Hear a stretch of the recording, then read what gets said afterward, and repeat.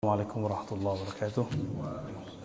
Bil alamin wassalatu wassalamu ala nabiyyina Muhammad wa ala alihi wa ashabihi wa li baitihi wa dzurriyyatihi ajma'in. Baik, kita lanjutkan kajian Riyadhus Shalihin. Sebelumnya membahas babut taubah ya. Terakhir kita membahas tentang Allah tertawa. Tertawa di sini tidak diartikan tertawa seperti makhluk. Orang tertawa, senyum berarti dia ridho. Maka ulama kita menerjemahkan Allah ridho. Atau Allah merasa senang kepada dua orang masuk surga yang salah satunya dulu pernah membunuh yang lain. Yang dibunuh protes, ya Allah, ini kenapa nih yang bunuh saya juga masuk surga ya. Lalu dikatakan bahwa orang ini setelah membunuh kamu dia tobat, maka dia masuk surga bersamamu. Jadi nanti kita akan melihat ada orang-orang yang masuk surga terus dia protes ya, kenapa musuh dia juga masuk surga ya. Sekarang kita masuk ke bab as-sabar ya, bab sabar. Sabar secara bahasa Arab itu artinya menahan, al-imsak, as-sabar ya.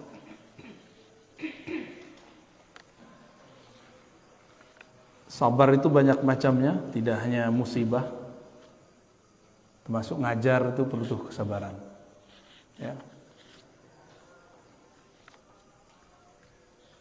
Ngurus masjid butuh kesabaran ya. Ngurus RT, butuh kesabaran ya Pak RT ya. Semuanya perlu kesabaran ya.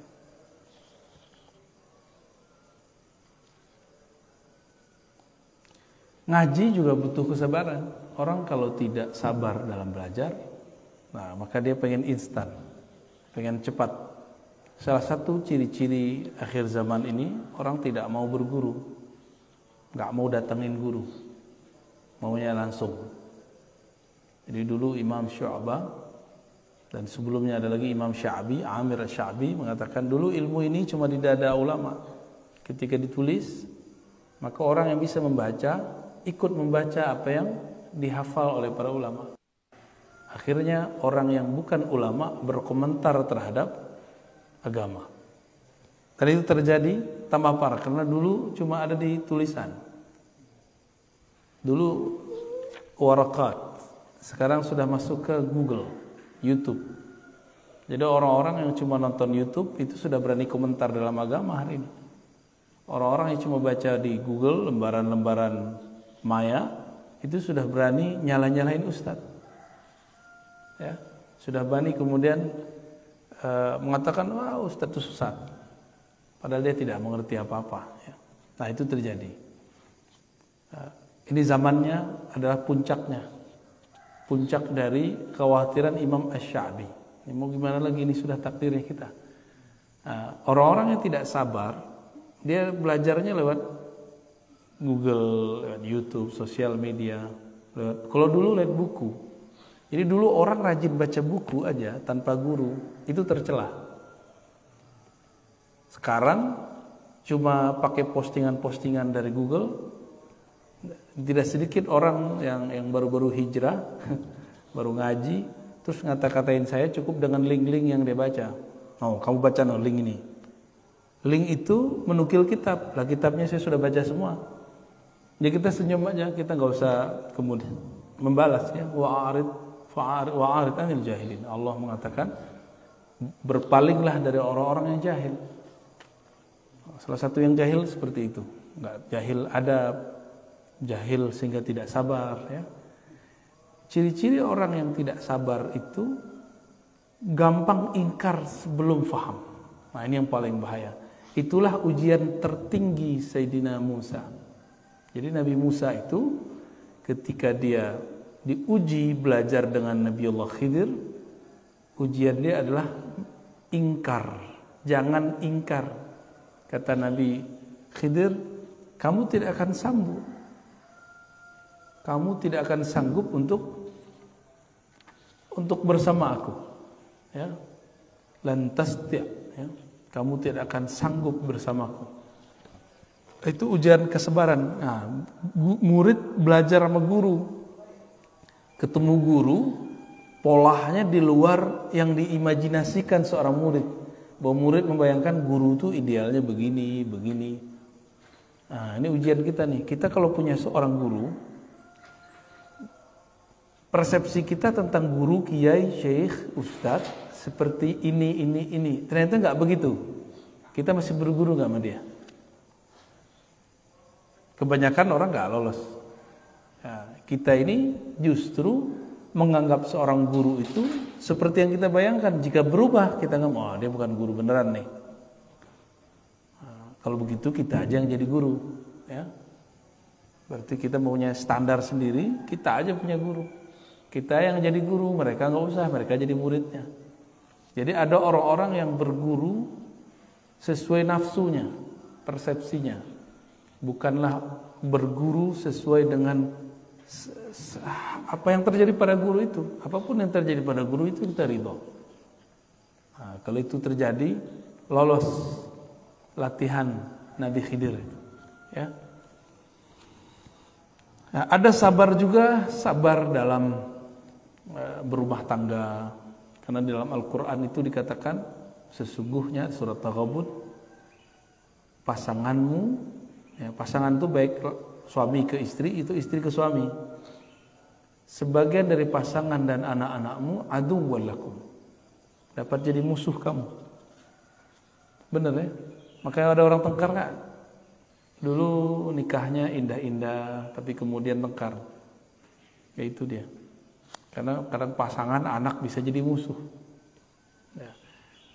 Kalau mampu sabar di situ, maka Allah mengatakan innallaha ma'as sabirin. Allah bersama orang yang sabar. Baik, di sini ada banyak ayat beliau sebutkan. Ada 1, 2, 3, 4, 5 ya, di bab ketiga. Lalu ada banyak hadis. Nah, kita ambil beberapa ayat. Allah berfirman, Bismillahirrahmanirrahim. Sebelumnya mari kita baca surah Al-Fatihah. Semoga Allah membuka pikiran kita semua, memberkahi pengarang kitab ini, dan menyampaikan salawat kita kepada baginda Rasul sallallahu alaihi wasallam. Al-Fatihah. Bismillahirrahmanirrahim. Ya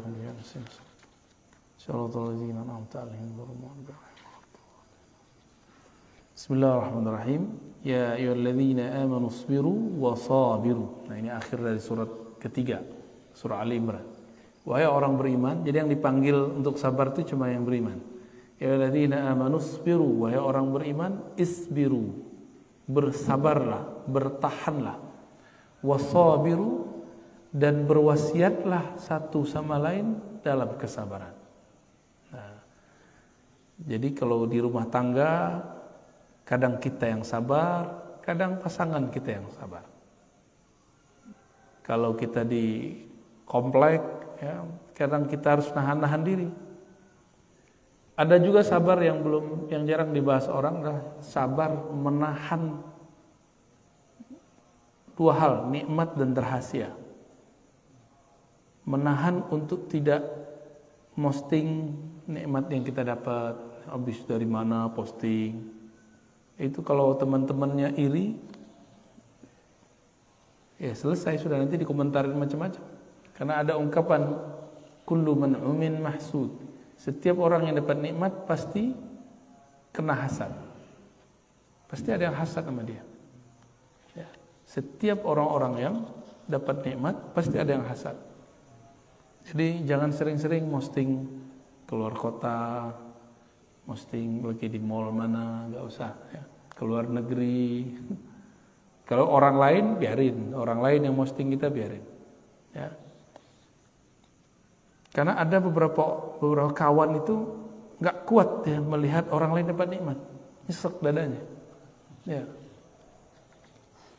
Tapi kita juga nggak akan berhenti menikmati hidup kita cuma karena ada orang hasad gitu. Udah nikmati aja hidupnya. Ya, kira-kira begitu ya. Jadi tadi udah banyak istilah sabar tuh. Lalu ada sabar yang tadi as-sabru 'alal asrar. Sabar untuk tidak menyebarkan rahasia illa inda ahli, kecuali kepada ahlinya. Nah, ada orang-orang nggak sabar ngomong rahasia, dibuat channel di YouTube khusus bahas ilmu makrifat. Padahal ilmu-ilmu begitu nggak boleh disebar sembarangan. Kalaupun disebar, ada caranya.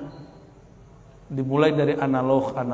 Jadi ilmu rahasia setinggi apapun itu bisa dijelaskan, tapi pakai analog. Karena di Quran itu analog itu banyak. Allah menyebutkan mathalul ladzina, masal ya. Perumpamaan, maka Imam Ibnu Qayyim nulis kitab namanya Al-Amsal, permisalan, analog ya. Kadang-kadang kita nggak sabar ya. Ada kawan saya sekarang dia manhaj dakwahnya agak berbeda ya. Dulu waktu dia dakwah di kapal, ada orang minum-minum.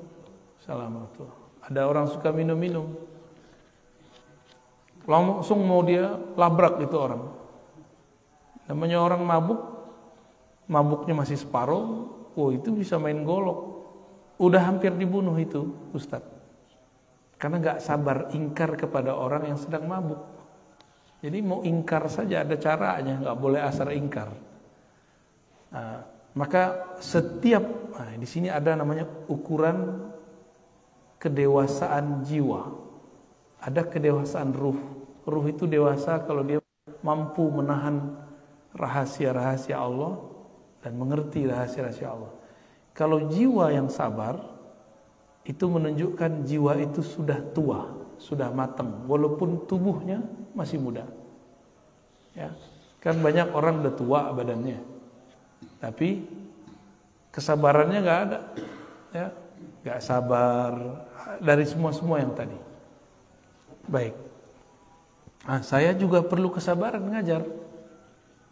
Dulu waktu kita awal-awal ngaji, itu yang hadir cuma 3 orang, ya.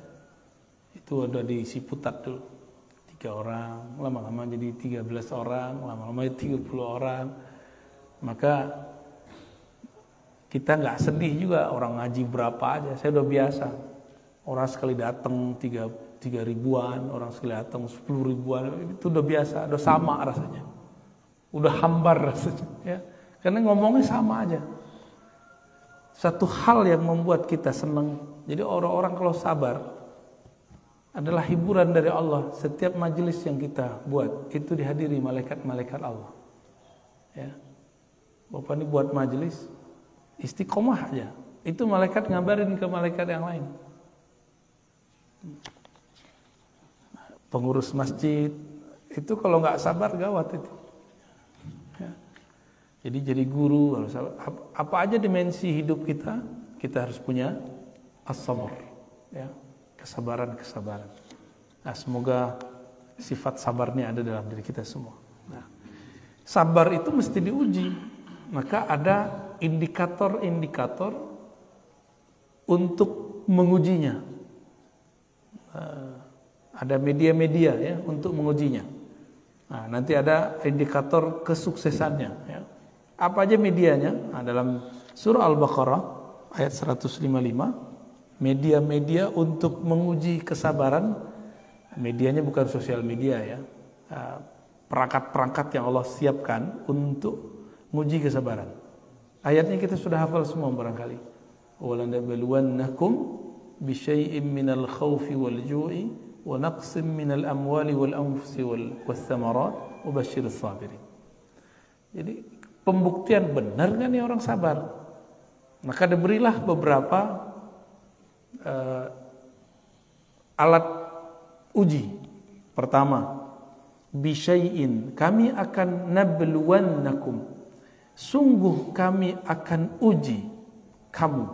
Jadi ini Allah ngomong pakai sungguh. Sungguhnya 2 kali, ada lam dan nun. Wala nabluwannakum. Lam pertama menunjukkan sungguh, lalu nun di belakang menunjukkan kesungguhan. Berarti 2 kali. Sungguh benar kami akan menguji kamu dan selalu menguji kamu. Karena ini menggunakan kalimat dalam bahasa Arab disebut fi'lun mudhari', ya, kata kerja yang aktif dan selalu berlaku. Sungguh kami akan selalu menguji kamu. Dengan apa? Bisyai'in. Syai'in itu dalam bahasa Arab sedikit. Sedikit saja. Bisyai'in minal khauf. Sedikit saja dari khauf, rasa takut. Waktu pandemi ada rasa takut kan? Awal-awal pandemi kan Depok yang nomor 1 ya. Bener. Depok yang kena, yang tutup kompleknya di daerah Kalimantan. Kita baru dari Kalimantan, Pak. Malam tadi saya baru sampai. Yang tutup kompleks itu yang kena Depok, kan lucu. Ya itulah bisyai'in minal khauf. Nah, khauf ini disebarkan melalui berita-berita, kata-kata orang. Galak bener itu dulu. Ya. Kita ikut jaga-jaga dulu ya. Komplek kita paling ini, kalau komplek Pak RT Pengasinan aman nih Pak Fahmi. Ya santai-santai aja. Karena orangnya sudah dewasa ya. Tapi kalau di sini kan kompleknya newbie Pak ya. Komplek baru. Bisyai'in minal khauf. Nah ini pelajaran ke depan. Kalau kita nggak usah terlalu over menanggapi segala sesuatu yang menakutkan. Ya. Bisa jadi ke depan virusnya bentuknya ada lagi. Dan saya sudah berkali-kali mengatakan ini WHO ngomong bahwa virus ini ada 6, padahal virusnya waktu itu baru 1. Loh, kok dia tahu? Berarti dia dan yang buat virus udah kontak-kontakan tuh ya. Lu punya virus berapa gitu. Ujung-ujungnya ya bisnis. Tapi nggak ada perasaan tuh orang. Gak ada sisi kemanusiaan itu. Dan ini yang disebut kerusakan jawra, zulma, kerusakan yang di muka bumi yang itu rata. Gak ada satu negara kecuali kena. Gak ada Pak negara yang aman. Semuanya kena, minimal kena beritanya. Wal ju', lapar. Nah ini berat ini. Saya masih ingat waktu pandemi itu sudah memuncak. Puncaknya bukan di angka pandemi, tapi di dompet. Apa kata kawan saya? Biarlah kami berperang dengan perut daripada berperang dengan virus. Virus biarin. Tapi kalau mau perut kami nggak kuat. Akhirnya keluar dari itu, semua penjagaan menjadi ditabrak semua. Tapi kasihan ya. Itu benar-benar menegangkan saat-saat itu. Kita takut ketemu orang. Masjid ini masih ingat kita buat majelis ya waktu itu ya. Buat majelis tajwid. Saya sudah lama Pak nggak ngajar tajwid. Selama pandemi itu kita hidupkan masjid, waktu itu cuma berapa orang kita ngaji tajwid. Tapi belum beres saya udah kabur lagi. Maaf ya Pak ya. Nanti yang ngajar Ustadz Zen mana Ustaz Zen? Pulang kampung habis. Enggak, masih balik lagi.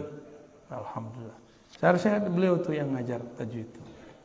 Masa kita semua yang ngajar, udah hadis kita yang ngajar, Quran kita ngajar, tajwid yang ngajar, tamak banget saya itu ya. Terpahala sama saya semua ntar. Wa naqsin minal amwal. Dan kekurangan sedikit kurang, naqsin min. Nah, ini menunjukkan sedikit kurang dari harta. Selama pandemi, Masya Allah juga banyak orang yang tadinya gajinya wow ya, mobilnya wow, perumahannya wow, tapi semuanya kredit. Gaji hampir 100 juta, ada yang lebih. Pandemi tiba-tiba menjadi nganggur, jobless. Itu rumah belum selesai, rumahnya gede. Jadi nggak kayak rumah kita, Pak. Rumah kita kan kecil nih, sini standar lah ya. Mobilnya Masya Allah. Itu dia bingung, ya. Banyak juga yang stres. Maka kemarin itu lebih banyak orang meninggal karena stres daripada virus. Ini hemat saya loh ya. Karena kita teman-teman saya yang meninggal sebelum sebelum kena virus ke apa. Tapi kebanyakan dia stres duluan. Gimana nggak stres? Orang udah sakit, satu ruangan sendiri. Stres nggak tuh? Wah, itu lebih dahsyat stresnya. Kalau dia nggak belajar ilmu mengenal Allah, maka dia nggak tahu cara memanfaatkan kesepian itu. Ya, kalau saya dulu emang seneng sepi-sepi, Pak. Jadi saya dulu waktu kecil itu dilatih untuk zikir sendiri 40 hari 40 malam. Nggak boleh ngomong kecuali sepentingnya. Kita cuma 3 tuh ya di surau itu. Saya di tengah, di sudut teman saya, bertiga aja. Kita nggak ngomong-ngomong kecuali di waktu-waktu tertentu. Lampu yang dihidupkan cuma lampu kecil sekali. Sehingga udah terbiasa sepi. Kayak saya bilang ke orang di rumah, kita cari rumah yang agak ke hutan-hutan yuk. Nggak mau deh. Sudah terbiasa sepi gitu. Maunya di komplek. Kalau di komplek, urusannya komplek, Pak ya. Wal anfus, ya, dan kekurangan jiwa, maksudnya mati. Nah, virus itu, inilah dalilnya. Kenapa mesti ada orang meninggal karena virus? Ini dalilnya. Bahwa memang akan selalu ada, apapun itu namanya, entahkah virus, entahkah musibah alam, bencana, apapun namanya, nanti akan terjadi.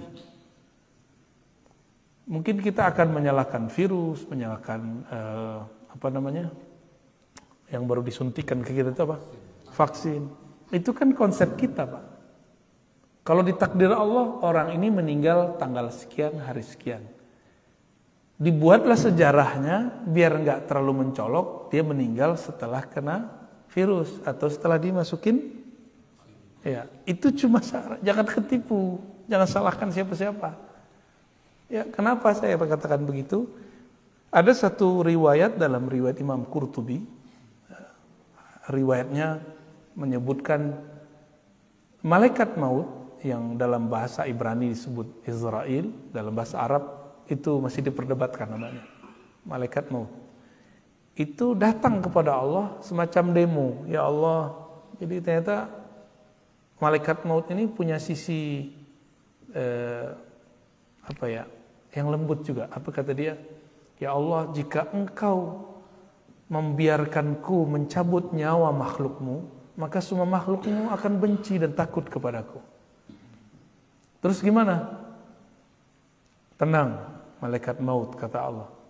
Aku akan ciptakan asbab-asbab, sebab-sebab, kejadian-kejadian yang dengan kejadian itu orang terlihat dia meninggal setelah kejadian itu, padahal itu kerjaan kamu. Ini malaikat maut setiap hari mandang kita, Pak. Bapak dipandang semua setiap hari. Kalau dia berkedip, mati kita.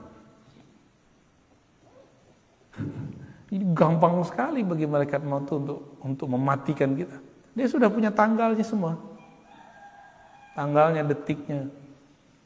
Ya, jadi kalau ada kawan kita meninggal karena virus, bukan karena virus itu yang membunuh dia. Banyak kok orang kena virus di luar sana, nggak mati-mati kok. Ya. Kawan kita tiap kali ada virus ini ada 3 ya, kena terus, Pak. Nggak mati-mati. Positif terus dia. Nggak mati-mati. Karena emang takdir dia belum mati dengan virus itu. Mungkin dia mati nanti. Ini wanaksin minal amwal. Tapi orang kan nggak sabar. Orang kemudian menyalahkan ini, menyalahkan itu. Ya. Wathamarat, nanti akan ada juga ujian paceklik, kurangnya buah-buahan, kurangnya bahan makanan. Nanti orang nggak akan sabar, ya. Berarti ada berapa perangkat-perangkat alat uji kesabaran. 1, khauf, berarti psikis. Ju', fisik. Lapar, harta berkurang, berarti fisik, materi, al-anfus, juga fisik, manusia. Jadi ujian terberat itu justru psikologi, ya, psikologi kita yang dihancurin. Maka dimulai dengan kata khauf, Lapar nomor 2. Maka hati-hati konsumsi berita. Alhamdulillah saya sudah nggak nonton berita, Pak. Kalau orang ngasih tahu, kamu udah lihat belum berita ini? Baru kita cari di YouTube. Jadi saya nonton berita itu lah di YouTube. Jadi nggak mau membuat kita terpapar setiap hari dengerin berita. Itu kan konyol orang hidup hari ini. Ya, menurut saya itu kekonyolan. Untuk apa dia dengerin sesuatu yang nggak penting dia dengerin? Kan buang-buang memori. Ngapain nggak dengerin Quran aja, dengerin ngaji aja? Ya. Kan sama aja kan dapat berita. Ini berita dari Allah, ini berita dari makhluk. Pilih mana? Ya, alhamdulillah kayak dunia ini lebih nyaman. Jadi waktu pandemi lagi ramai, saya nggak mau dengerin. Makanya kita waktu itu udah hidupin masjid ya. Sama beliau nih kita hidupin masjid. Ya, orang-orang bahlul sekomplek ini. Orang pada takut kita buat majelis di sini. Ya. Ada berapa orang itu Pak? Ya. 5 orang ya. Ini beliau nih, Pak mantan RT kita. Juga sama. Ya, ada satu lagi yang Pak Guru mana nih Pak Guru nih? Pak Rohman. Nah, itu dulu kita bareng-bareng tuh. Ya, ini akan terjadi terus. Jadi jangan dikira ini cuma terjadi di masa lalu. Besok terus Pak. Jadi bukan karena WHO yang ngomong. Jadi saya tadi menggambarkan begitu, bukan berarti saya benci juga sama WHO, enggak. WHO itu dan teman-teman dia, teman-teman gelapnya dia itu. Ya ini bagian dari realnya. Ini ayat tertulisnya, mereka itu ayat nyatanya. Nyatanya memang ada begitu. Ya. Dan syukurnya orang Indonesia ini kan makhluk paling santai sealam semesta, Pak. Bukan sedunia, sealam semesta. Langit aja tegang, Pak. Di sini santai aja. Paling santai, alhamdulillah. Jadi kita ini punya habit kesantaian yang di atas rata-rata. Kawan-kawan kita di Singapura aja itu mereka sangat disiplin. Disiplin itu bagus, tapi terlalu disiplin tegang juga ya. Kita ini ya jujur aja, kita kan nggak disiplin. Benar nggak? Tapi kita hidup itu justru dari ketidakdisiplinan itu, Pak. Ya. Maka mohon maaf, saya tidak suka membandingkan negara kita dengan negara jiran, dengan negara Amerika, Prancis, Jerman. Saya nggak suka. Kemajuan kita justru dalam kesantaian itu. Jadi jangan kemudian mengatakan, oh Indonesia ini begini ya. Ya, kamu nggak tahu inilah power of Indonesia, Indonesian, ya. Indonesian power lah ya, al-quwah, al-Indonesia. Kekuatan orang Indonesia itu di santainya. Bapak coba lihat orang Indonesia jalan. Lihat orang jiran jalan, beda Pak kita jalannya. Benar nggak? Maka sekarang muncullah istilah kaum rebahan. Waduh, Masya Allah. Itu kan bahasa lain dari kesantaian.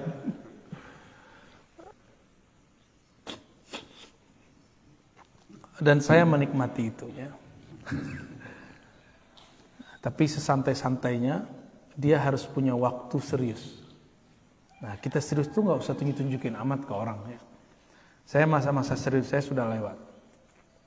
Itu masa-masa kuliah. Kita kuliah saya sangat serius. Saya kalau nggak perlu saya nggak temenan. Jadi saya temenan cuma sama orang-orang yang menurut saya perlu. Egois banget kan. Jadi kalau nggak penting udah saya pulang. Pulang dari dulu itu kita cuma baca. Kalau saya agak mumet saya nonton film kungfu. Nanti udah selesai masuk terus. Begitulah terus. Jadi hidup itu kayaknya begitu aja. Cuma emang itu saya niatkan untuk masa depan. Jadi bagi saya biarlah tidak kerja sambil kuliah. Saya sabar dulu duit sedikit. Sabar dulu nggak pacaran kan kawan kita nggak sabar dia pacaran duluan. Sabar dulu ya. Sabar semua orang jalan-jalan kita nggak jalan-jalan. Untuk apa? Saya berpikir masa setelah kita nanti setiap hari itu kesibukan akan nambah. Mumpung masih jomblo belum ada tanggungan kita latih dan alhamdulillah Ini waktu saya membaca sudah hampir nggak ada sekarang. Tapi alhamdulillah kalau ngajar nggak perlu persiapan lah. Karena yang mau kita ajarin itu yang dulu kita baca semua. Dan saya nggak tahu itu Pak. Yang saya baca itu dulu, membaca aja. Di kampus sendiri misalnya, karena kesabaran itu, kita diminta mengajar satu materi, dan itu bukan jurusan saya. Tapi saya ingat saya dulu pernah baca 2 kitab tentang materi itu. Dan itu cukup untuk bahan ngajar. 2 kitab. 2 kitab tuh setebel ini Pak. Kalau udah begini kan udah dalaman tuh. Taruh di kepala kan lumayan. Nah, kalau orang sabar, kesabaran menempa otak. Kesabaran orang kalau kita latihan fisik. Kalau orang yang latihan fisik, yang fitness itu, dia kalau nggak sabar, sakitnya tuh. Pegel-pegel Pak. Kita pernah latihan fisik lumayan lama juga. Itu sakit badan. Ngangkat berat. Kenapa dia mau sabar? Karena dia melihat ada foto atau melihat ada orang tubuhnya six pack. Saya mau kayak gitu. Dia sabar dengan rasa sakit itu.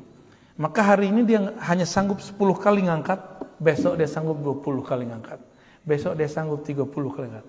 Inilah hakikat sabar. Orang kalau diuji sekarang 5, nanti diuji 10 bagi dia biasa. Begitulah terus. Nanti kalau sudah 100 kali ujian, melihat yang di belakang baru diuji 3 udah melempem, dia ketawa aja. Baru segitu. Ya. Kalau sekarang ujian saya, ujian ngantuk Pak. Ngantuknya nggak susah datang. Bukan gampang ngantuk. Susah tidur. Tapi alhamdulillah kalau udah capek-capek banget baru tidur. Malam ini termasuk plus tidurnya. Kita setiap minggu itu keluar. Saya paling-paling cuma dapat 1 jam, 2 jam. Mau tidurnya nggak bisa. Jadi ternyata orang tidur itu harus rileks. Nah, ketemu lo polanya. Oh, harus rileks. Dalam rileks itu kita bisa tidur walaupun cuma beberapa saat. Rileks itu kalau bagi psikolog mungkin dengan cara conditioning. Tapi kita kan belajar zikir. Ternyata dengan zikir itu lebih dahsyat. Gitu. Maka orang yang tidurnya 1 jam, tapi dalam zikrullah itu sama seperti orang yang tidur 8 jam. Ini dia saksinya nih. Ya. Udah nyaksiin kalau kita kurang tidur kita biasa aja. Innama yuwaffas sabirun. Nah, sebelumnya ada lafaz wabasyiris sabirin. Dan beri kabarlah, kabar gembira terhadap orang-orang yang sabar. Kenapa? Tadi jika dia kuat diuji sekarang 5, besok dia diuji 10, nanti dia melihat yang 5 itu biasa banget ya. Ini contohnya Bapak nih, melihat anak-anak kita sekolah, bagi anak sekolah pelajaran dia sudah musibah besar itu ya. Selama pandemi kita jadi tiba-tiba mendadak jadi guru ya. Nggak pernah kuliah keguruan, tiba-tiba jadi guru. Benar nggak? Makanya marah mulu anak. Guru aja marah Pak, tapi kita ini marahnya berlebihan. Makanya saya memilih untuk tidak ngajar anak saya. Ya. Kita serahin ke ahlinya. Walaupun saya seorang guru, tapi kan saya bukan guru anak kecil. Saya guru mahasiswa. Kalau guru mahasiswa kan kita bisa ngobrol. Anak kecil gimana mau ngobrol? Nah, karena kita, wah ini nggak benar ini. Kok kita memarahin anak sendiri dengan cara yang tidak benar? Tapi kita melihat, iya pelajaran anak kecil itu kan ringan bagi kita, benar nggak? Nah, kenapa orang tua bisa marah ke anaknya waktu ngajar? Karena dia punya pandangan, ini kan mudah, kok anakku nggak bisa paham? Nah, dia memaksakan kemudahan dia pada kemudahan anak. Berarti dia nggak menerima realita. Kalau anaknya masih anak-anak, jangan hukumi anak itu dengan hukum anak remaja atau dewasa. Jadi kalau nggak sanggup ngajar anak, serahin ke orang, ya, serahin ke guru.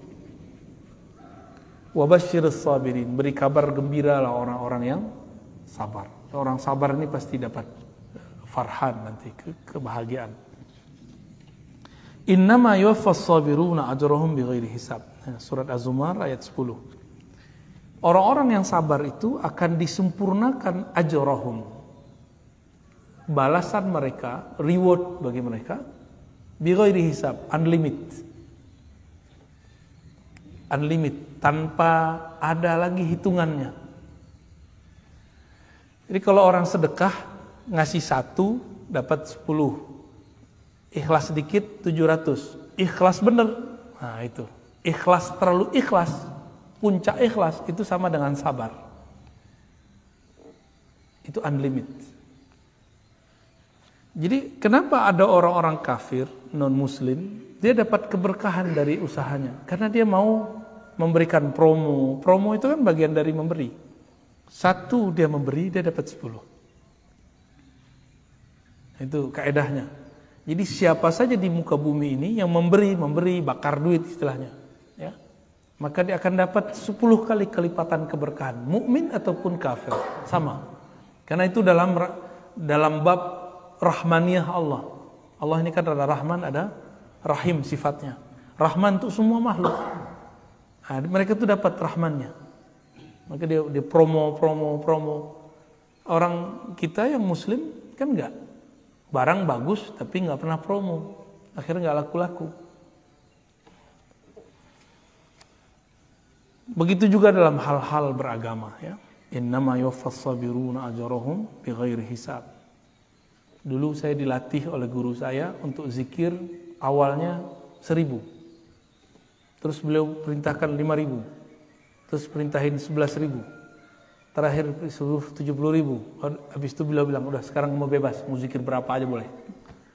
Jadi ternyata angka-angka ini cuma latihan. Udah zikir, pernah ngitung zikir nggak Pak? Nabi kan ngajarin 33, 100, 70 ya. Itu kan latihan-latihan semua. Pagi 100 itu 1 zikir. Kalau kalimatnya ada 5, ada 500.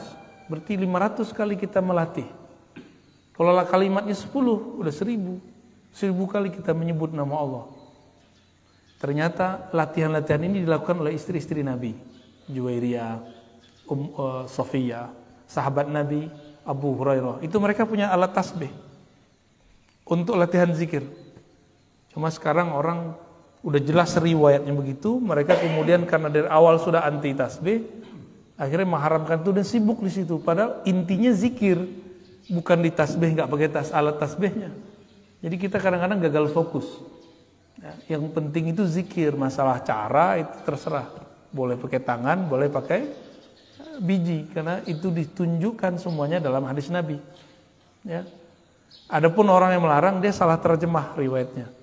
Di riwayat itu kan Nabi ngomong, maukah engkau aku tunjukkan yang lebih afdol daripada menghitung pakai tasbih, pakai alat biji? Aku tunjukkan yang lebih afdol. Nabi nggak bilang, itu tidak benar, kamu nggak boleh pakai biji tasbih. Enggak, Nabi cuma mengatakan yang lebih afdol. Maka muncullah kalam. Tadinya sahabat Nabi baca subhanallah bihamdi, subhanallahil azim. Itu zikirnya. Dibaca oleh beliau, istri Nabi Juwairiyah dan Sofiyah 4000. Jadi bijinya 4000. Itu biji ditumpuk 4000 Pak. Dulu kan belum ada, belum digabung pakai tali dulu. Jadi boleh minta subhanallah bihamdi, subhanallah bihamdi, subhanallah 4000 biji tasbih. Ternyata dalam ilmu zikir, jadi ilmu zikir ini beda dengan ilmu fikih. Ilmu zikirnya ada kurikulumnya. Kurikulum pertama menghitung. Hitung dulu, sabar nggak hitung. Setelah istri beliau matang dalam menghitung, maka beliau mengajarkan kurikulum berikut yang lebih tinggi daripada menghitung. Nih zikirnya. Subhanallah bihamdi ada khalqihi wa zinata arsyihi wa midada kalimati. Engkau jika baca ini sama dengan zikir 4000. Jadi dalam bab tentang keilmuan zikir, ada satu zikir kelipatan 4000. Jadi saya ngitungnya satu lafaz ini sama dengan 4000, bahkan lebih. Tapi sebelum sampai ke situ, kita harus ngerti dulu, jalanin dulu yang ini. Gitu. Kami dulu dapat tugas meneliti hadis. Kalau sekarang, kalau tahu caranya Pak, meneliti hadis cukup pakai Google. Di Google itu nggak selamanya juga jelek ya. Ya, kalau bagi saya peneliti itu hadis-hadis itu kita teliti. Awal-awal saya dulu belajar meneliti hadis. Itu manual. Masuk ke perpus, cari pengarangnya, kumpulkan 10 kitab. Kita cari satu-satu, manual. Dan itu nikmatnya bukan main. Kesabaran mencari itu, nggak tahu ada apa istilahnya, kalau orang bahagia itu hormon endorfin apa namanya, ya tiba-tiba itu terasa ada kecanduan di situ. Jadi orang olahraga itu kan badannya kemudian mengeluarkan hormon itu, hormon bahagia.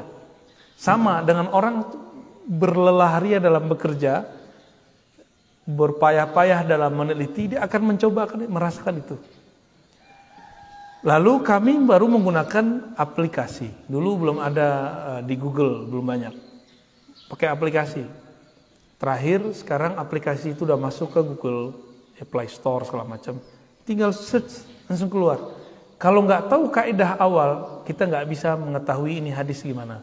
Karena di Google banyak sekali.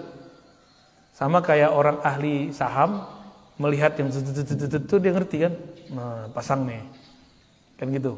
Kami juga gitu Pak. Kalau sudah mengerti manualnya, yang ini nanti ketahui, ini hadis ini sahih, ini nggak sahih. Cuma sekali lihat cukup. Seperti dokter yang mengerti medical check up. Kalau kita ngelihat hasil medical check up, ngerti nggak? Nggak ngerti. Tapi kalau dokter, oh kamu jantungnya masalah. Kayak dukun aja dia. Ya. Kalau orang Cina dulu kan pegang tangan. Oh ini livernya masalah nih. Jadi medical check up-nya beda-beda cara. Sama, orang yang sudah belajar sabar dalam alat-alat yang manual ini, dia akan mudah mendapatkan yang itu. Ini yang disebut wabasyiris sabirin. Beri kabar gembira orang-orang yang sabar. Lalu ada ayat walaman, ini belum masuk hadis nih ya. Walaman sabara wa ghafara inna dzalika lamin azmil umur. Dan sungguh orang yang sabar wa ghafara. Ghafara ini mengampuni. Allah itu kan ghafur.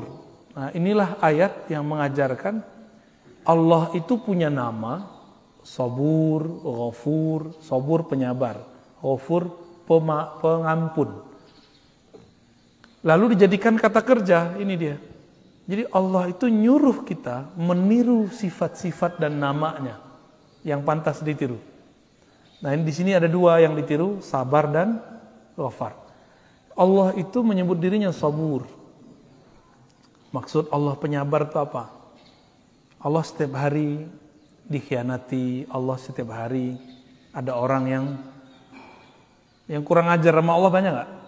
Tiap hari. Allah sabar nggak? Allah sabar. Masa kita nggak sabar? Ya, maka kita ini kalau ada orang kurang ajar sama kita, jangan langsung ditanggapin. Ya. Biasa aja Pak, santai aja. Ya. Ada orang ngata-ngatain kita. Oh, kalau sekarang ngata-ngatainnya, kalau Bapak sudah masuk YouTube, di YouTube ntar orang ngata-ngatain kita. Kalau Bapak masuk Facebook, di Facebook orang ngata-ngatain kita. Kalau udah masuk TikTok, di TikTok tuh. Cuma TikTok ini kan sudah ada yang kata-kata kasar dihilangin. Ya, kata-kata apa ekstremis itu dihilangin. Cuma yang jorok-jorok masih banyak. Nah, kalau Bapak masuk Instagram, di Instagram orang ngata-ngatain. Itu udah biasa, cuma beda alam. Ini kan ini zamannya. Orang jalan-jalan kemana, ke luar negeri, sama tetangga sini gak kenal. Ini gak? Punya teman banyak di alam maya. Ngobrol sama tetangga gak pernah. Kita masih ngobrol Pak Erwin. Alhamdulillah. Aneh, ini zaman aneh udah. Maka kesantaian ini harus dijaga Pak. Ya. Ya. Selamat hidup santai, masa depan cerah. Inna dzalika lamin azmil umur. Orang yang suka sabar lalu memaafkan. Nah, memaafkan, memberi ampun itu kan karena santai. Udah santai aja, kan gitu. Orang ini punya azmil umur. Dia punya inti-inti dari suatu urusan. Maka Nabi ulul azmi sifatnya dua. Sabara, ghafara. Sabar dan memaafkan. Jadi enggak ada Nabi ulul azmi kecuali dia dapat dua ini. Nabi Nuh 950 tahun, Pak. Yang ngaji itu cuma beberapa orang sama beliau. Ya.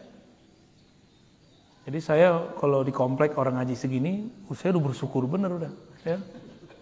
Karena Nabi Nuh, Masya Allah, ya.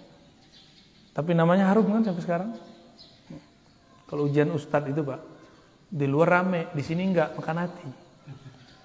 Nah, tapi karena saya sudah biasa sepi dari dulu, itu biasa aja. Ya. Dulu yang ikut cuma 1, 2, 3 kita baca dulu. Ini biasa aja udah. Maka orang kalau langsung terkenal itu bahaya. Kan sekarang banyak orang yang nggak sabar untuk syuhrah. Nah, ini kalau terjadi maka adalah ustadz stres. Pernah udah ngeliat ustadz stres belum? Saya udah ketemu ada ustadz stres, gila udah miring. Ngomong-ngomong sendiri kayak ceramah sendiri. Pengen terkenal posting sendiri. Ya, nge-like sendiri. Lah nggak ada yang like. Paling teman dia aja, ponakan dia. Kita itu nggak usah berpikir ke sana. Kita itu berpikir apa yang bisa kita buat. Nah, mau sabar di situ, maka disebut punya azam. Nah, Nabi Nuh itu disebut Nabi Ulul Azmi karena dia nahan itu 900-an tahun. Ya. Kita baru punya anak berapa tahun udah menghardik-hardik anak aja ya.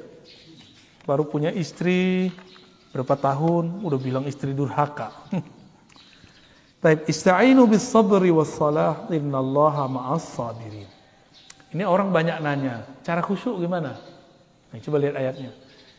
Ista'inu, minta tolonglah kepada Allah dengan sabar dan salat. Bukan salat dulu, sabar dulu. Sabar dan salat. Sabar berilmu, sabar ngaji. Ini banyak sekali yang minta talqin zikir sama saya. Kita bilang, metode saya ngajar bukan langsung talqin. Talqin zikir itu membimbing orang membaca nama Allah. Enggak, yang pertama itu ngaji dulu. Sabar dulu ngaji. Karena orang yang sabar bersama Allah. Kalau sudah bersama Allah, sholat khusyuk enggak? Jadi cara khusyuk bukan dengan cara aneh-aneh. Sabar aja. Sabar ngaji, sabar zikir, sabar ngaji, sabar mujahadah, sabar khidmah. Kalau sudah sabar semua, takdir langsung bersama Allah. Karena orang sabar itu selalu bersama Allah. Innallaha ma'as sabirin. Surah Al-Baqarah 193. Jadi metode khusyuk paling cepat, sabar. Gak perlu belajar thariqat aneh-aneh. Gak perlu belajar pelatihan ini, pelatihan itu. Sabar aja. Tapi sabar versi Allah, bukan sabar versi kita. Kita kan sering ngomong, aku udah sabar tapi kok enggak, berarti belum sabar. Ya, orang sabar nggak ada ngomong begitu. Terakhir, berarti kita baru nyampe di ayatnya, tapi ini ayatnya sudah dahsyat ya. Walanabluwannakum, sungguh benar-benar kami akan selalu menguji kamu. Hatta na'lamal mujahidina minkum wassabirin. Sehingga kami mengetahui na'lam, kalimatnya pakai na, kami di situ sebenarnya bukanlah Allah semata, tapi malaikat, wali-wali Allah, nabi-nabi Allah tahu kalau kamu ini pejuang atau orang-orang yang sabar. Ya. Mumpung belum perang. Ini kan belum perang, Pak. Nanti itu perang itu urusannya urusan perut. Negara sama negara bisa invasi nanti. Asbabnya bisa virus, disebar, segala macam. Makanya kita udah melihat gejolak itu sudah mulai muncul. Dan negara-negara yang sudah mulai sadar, mereka baca prediksi yang bagus. Mereka sudah bisa mempersiapkan militernya. Walaupun tukang komentar ya, yang ada di YouTube, sosial media mengatakan sekarang perangnya perang opini, enggak, nanti bakal ada perang fisik. Dan itu Nabi yang ngabarkan. Nabi yang ngabarkan akan ada perang fisik. Ya, jangankan itu ya. Kita aja kalau berperang sama perut, mau perang dengan ini kan kita mirip perang dengan perut. Ya, mau tonjokan orang sekarang berani. Nah, di dalam Al-Quran dikatakan, sungguh-sungguh kami akan selalu menguji kamu. Sehingga para nabi, para wali, para malaikat tahu siapa di antara kita yang pejuang mujahidin, siapa di antara kita yang sabirin. Ya, mujahid artinya orang-orang yang berjuang. Berjuang sekarang itu beda dengan berjuang nanti. Orang yang sabar perjuangannya sekarang, dia lebih afdol daripada orang yang sabar nanti. Sama dengan orang yang hijrah sebelum Fatu Mekah, dengan orang yang hijrah setelah Fatu Mekah. Fatu Mekah ini kan penaklukan Mekah tahun 8 Hijriah. Itu beda. Nah, orang-orang yang sudah mulai sadar sekarang ini, itu beda apa dengan sadar ketika nanti sudah mulai kacau. Ya. Nah, mumpung belum ada paceklik yang panjang. Kalau kata ahli ekonomi, kata ahli bahan bakar, 2030 bensin habis. Kata orang bisnis biasa, untuk memajukan mobil listrik. Ya, kata orang bisnis. Tapi ini real, Pak. Ini real. Hitung-hitungan ahli pengamat tentang kekuatan bahan bakar di dunia, itu belum ketemu lagi lumbung-lumbung baru yang bisa mengcover 50 tahun ke depan. Ini kuatnya semua negara paling 10 atau 15 tahun ke depan. Jadi 2030 bacaan mereka bensin habis. Maka mobil-mobil nanti pakai listrik. Itu kan bahasa mereka. Kalau dalam bahasa agama lain. 2030 barangkali itu adalah awal dari hidup manual kembali. Ini versi saya, Pak. Nggak tahu kalau yang sahihnya ya. Ini kan versi kita membaca gejala-gejala alam. Ya. Ini bukan berarti bahan bakar habis begitu saja. Efeknya besar. Maka mulai sekarang, mulai latihan kesabaran. Yang pernah hidup di masa kecilnya manual, nanti akan mengalami itu lagi. Dulu masa kecil merasa hidup itu panjang nggak, Pak? Kenapa panjang? Karena semua yang kita lakukan manual, rigid.